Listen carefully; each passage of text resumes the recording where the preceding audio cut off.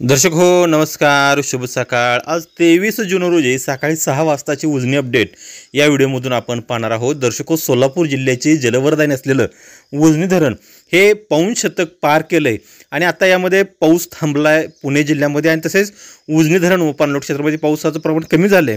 त्यामुळे दौंडवरून जी येणारी आवक आहे ती आवक सुद्धा आता बऱ्यापैकी घटली आहे।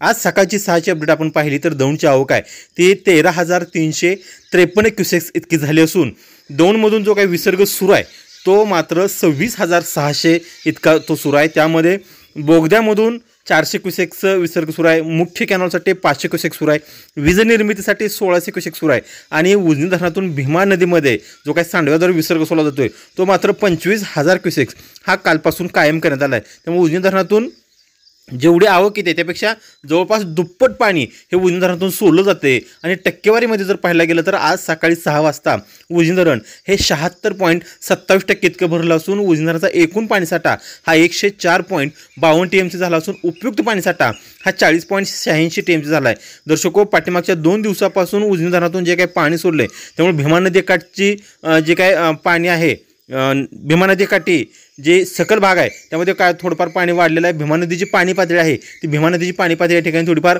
वाढलेली आहे। ती पाणी पातळी कदाचित आज उद्यापर्यंत कायम राहील, विसर्ग कायम राहिला तर ते राहील, मात्र उद्या कदाचित विसर्ग कमी केला तर मात्र उजनी धरणाची पाणी पातळी कमी होण्यास 1 ते 2 दिवस आणखीन लागू शकतील।